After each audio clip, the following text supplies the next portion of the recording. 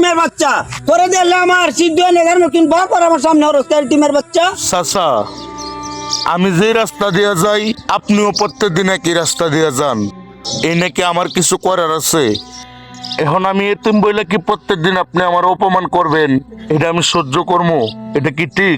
এই বেদবের বাচ্চা, বারবার তুই আমার মুখে মুখে তোর একটা পদ দিয়ে ধরে যাই দেখিয়া।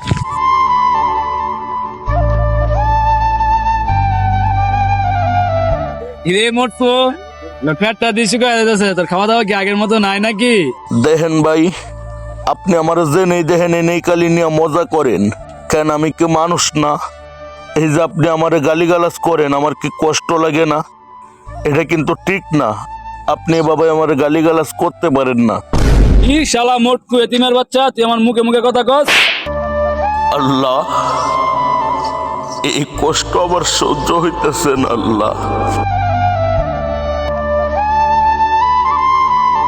রে বন্ধু, একলা একলা বই এনো কান্দস করে, কি হয়েছে তোর?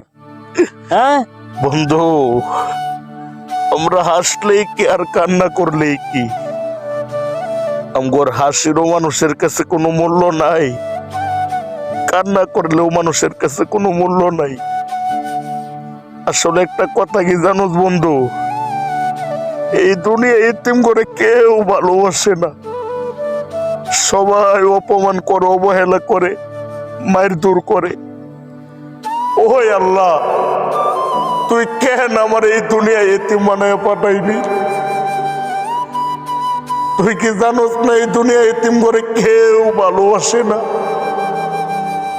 আবার না খুব কষ্ট হয় যখন মানুষে আমার এতিম বইলা গালাগালি করে, এতিম বইলা আমার মায়ের দূর করে। যাক বন্ধু, কপালে যেটা লেখা আছে সেটাই হবে, কান্না করলে আর কি হবে? যা। তো গাইস, এতক্ষণ আপনাদেরকে আমরা যে ভিডিওটি দেখালাম, ভিডিওটি যদিও সম্পূর্ণ কাল্পনিকভাবে তৈরি করা, তবে এই ভিডিওর মাধ্যমে আমরা যে কাহিনীটাকে তুলে ধরেছি সেটা কিন্তু বাস্তব। আমাদের এই সমাজে অনেক মানুষ আছে যারা এতিমদেরকে দেখলে কারণে অকারণে শুধু শুধু গায়ে হাত তুলে অপমান অপদস্থ করে। তো সবার কাছে আমার একটাই অনুরোধ, কেউ কখনো এতিম ছেলে মেয়েদেরকে অবহেলা করবেন না, অপমান করবেন না, দয়া করে সবার কাছে এটা আমার অনুরোধ। ধন্যবাদ পুরো ভিডিওটি দেখার জন্য। ভালো লাগলে লাইক, কমেন্ট, শেয়ার করে দিবেন।